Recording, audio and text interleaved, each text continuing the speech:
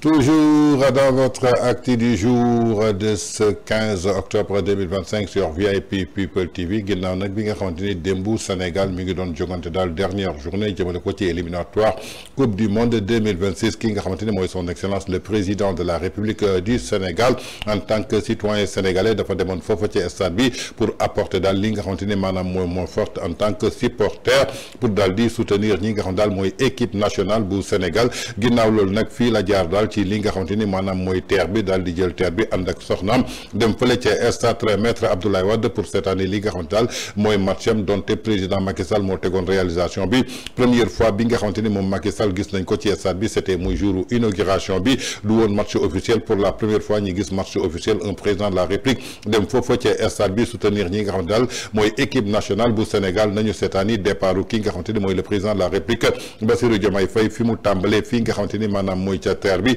ba keroog bu muy egg ci stade bi nga xamante ni président Macky Sall moo def réalisation bi jëmale ko ci terre bi nga xamante ni Macky Sall moo ko réalisé ñun ñooñu seetaani vidéo yi dellu si waat.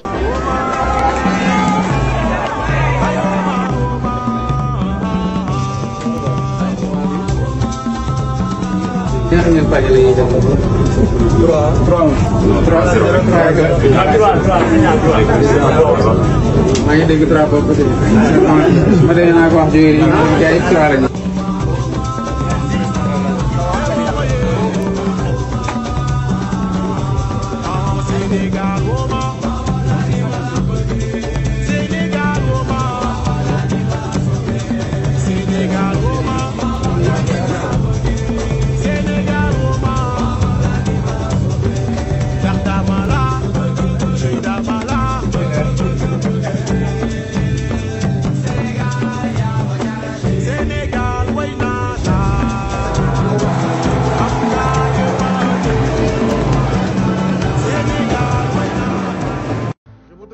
Inviter les autorités de l'État,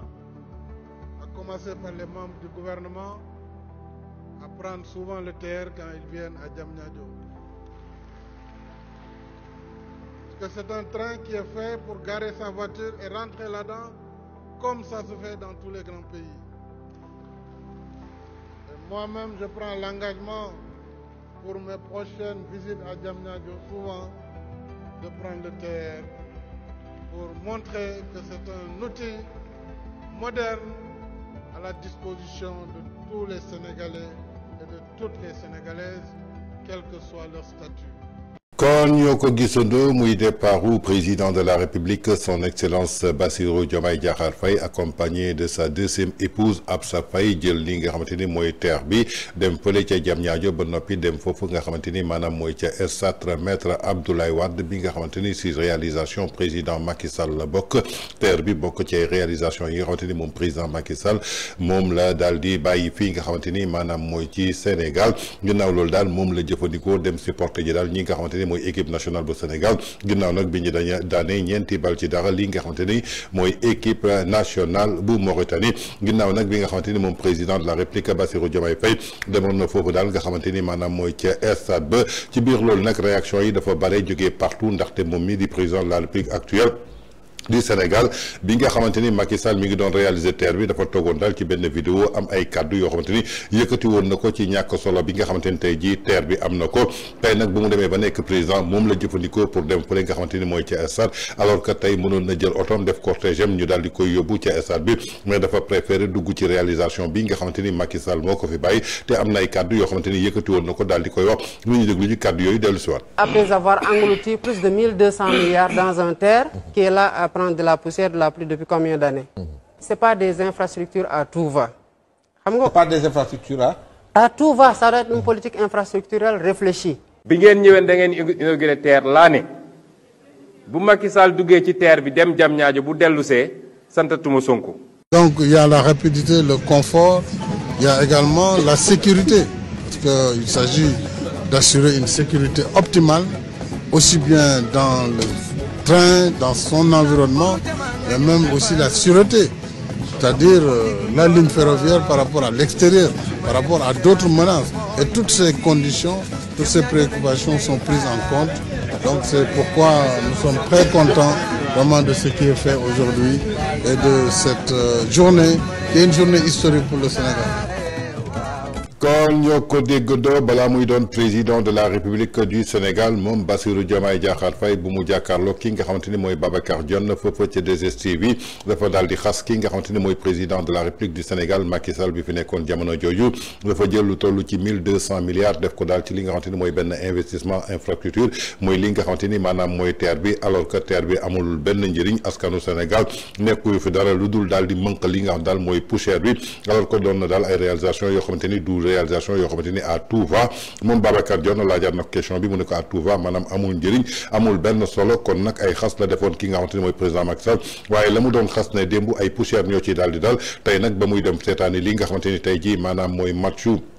équipe nationale TER boobu la jël est-ce que bu mu duggee ci biir gis na ni que daal tey jii TER bi nga xamante ni moom la doon xas démb am na njëriñ wala amul njëriñ parce que gis na passager yi nga xamante ni ñoom ñoo nekk ci biir naka la ñu kontaane woon ci diir bu gàtt boo xamante ni tey jii egg nañu foofu nga xamante ni mooy ca stade Abdoulaye Wade bi nekk foofa ca Diamniadio ginnaaw loolu gis ngeen ki nga xamante ni tey jii mooy leader bu parti Pastef li mu tax woon wax bés bu ñu gisee Macky Sall dugg ci TER bi dem Diamniadio moom santam boobu santatu ko te wut woon nañ ko vidéo bi Macky Sall dugg na ci TER bi dem dellu soit ànd ak Marème Faye Sall tey sénégalais yi di ko jëfandikoo di ci faj seen soxla bu baax a baax moo tax Olof Ndiaye dana lépp lu waay di wax rek na sóoraale ëllëg du añ du reer waaye lu mat a sedd la dafa mel nag l'avenir a fini par donner raison le président de la République Macky Sall ci ñi nga xamante ni ñoo ko doon xas ci réalisation bi tey jii ñoom ñooy jëfandikoo li nga xamante ni mooy réalisation bi dem na ba ci stade bi nga xamante ni bi mu koy tabax lu nekk déggoon nañ ko ci nee nañu duñu ay du priorité waaye tey jii ñoom bañ ñu toogee ci kaw stade bi je crois que seen xol sedd na bu baax baax ci biir loolu nag gis nañu yeneen réaction yoo xamante ni moom le chroniqueur de ITV di Ibou Fall bi mu jàkkaarloog Boubacar Diallo def na daal benn remarque bu am solo nañ ko déglu ji dellu si waat. à 46% yi dañoo nekkoon stade ba démb. ah.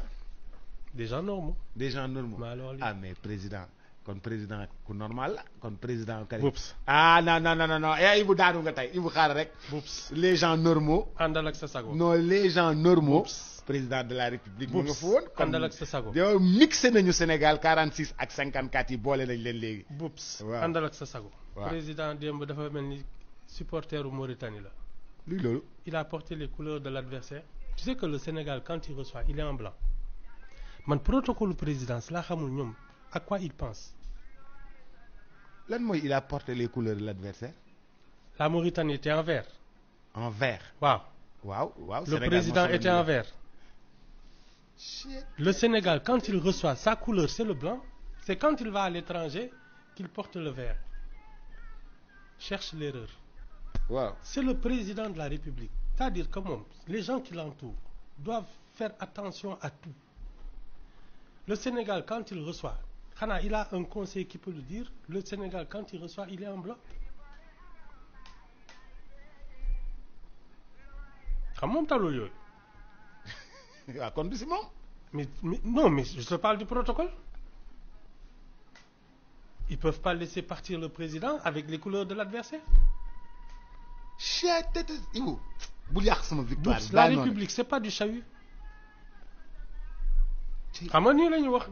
mu dem Nations Unies ñaan discours bi fii la jaar ak fële la. kon ñoo ko déggandoo muy révélation yoo xamante ni Ibou Fall def na ko bu mu jàkkaarloo ki nga xamante ni mooy Boubacar Diallo foofa ca i rajo jëmale ko daal ci nekkoon démb ca stade bi waa 46% yi la muy ay des gens normaux ci biir loolu nag moom mi nga xamante ni mooy Boubacar Diallo xamal ni ko daal Ibou Fall daanu na ndaxte ñi nga xamante ni moom la jàppee les hommes normaux ki nga xamante ni mooy président de la République si la bokk waaye li am solo ba am solo mooy ki nga xamante ni maanaam mooy Ibou Fall dafa souligner lu am solo ndaxte président ba muy ñëw foofu nga xamante ni maanaam mooy ci stade ba ànd ak ki nga xamante ni mooy soxnaam maillot bu mu soloon tey ji dafa mel ni supporteru Mauritanie ndaxte maillot bi waa Mauritanie soloon moom le président sol ak soxnaam donc dafa mel noonu supporteru Mauritanie ku nekk xam na ni que Sénégal couleur am mooy weex su dee moom mooy recevoir fii ci stade Abdoulaye Wade su dee nag day génn si lay sol couleur vert démb Sénégal moo doon recevoir li nga xamante ni mooy équipe nationale bu Mauritanie waaye ku gis président de la République ci kaw tribune bi da ngay foog ni que waa Mauritanie la ñëw supporter donc toujours leen ma ko jaaxal mooy protocole li nga xamante ni mooy président bi ñoom fan la ñu nekk est-ce que xam nañu lan mooy suñu protocole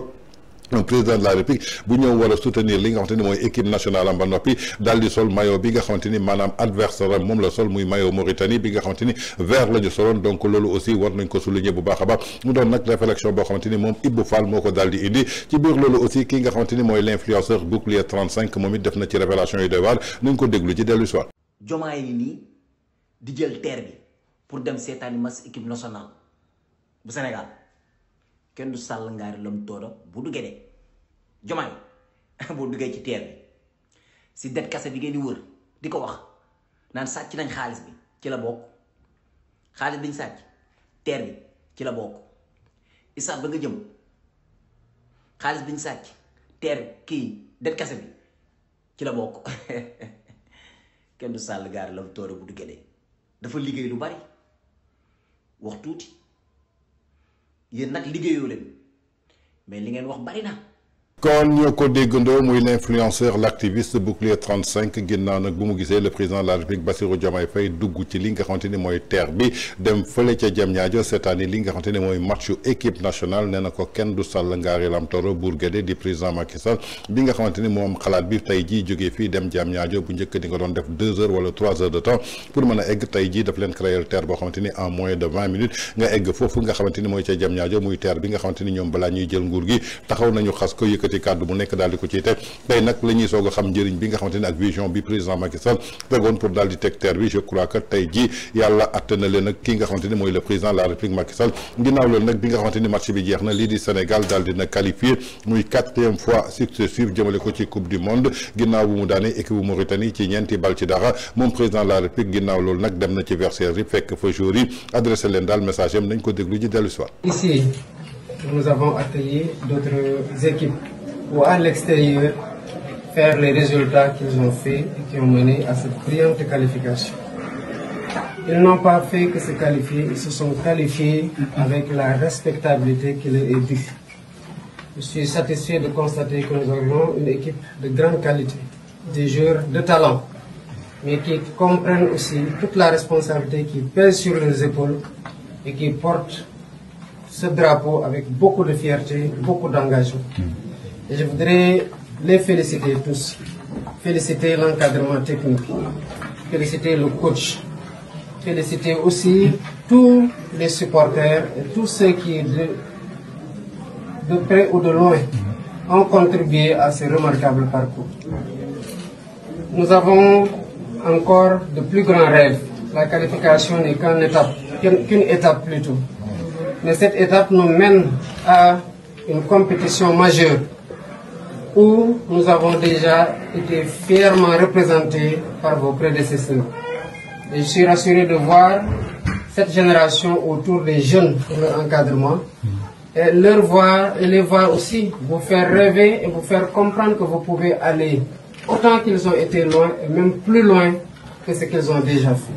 Le Sénégal en est bien capable et vous aurez derrière vous tout le soutien de l'État, tout le soutien du gouvernement et tout le soutien du peuple sénégalais qui, comme vous le savez, est un peuple qui est très attaché au sport, particulièrement au football. Et vous nous avez tous autant que vous êtes, encadrement, joueurs, staff technique dans son ensemble, le coach, tout le monde, vous nous avez rendu extrêmement fiers. Et je vous tenais à venir ici à vous le dire de vive voix et à vous le dire personnellement. Merci de nous avoir rendus aussi fiers et de nous avoir si dignement représentés et d'avoir porté très haut les couleurs de notre pays, de notre peuple. Okay. Merci beaucoup.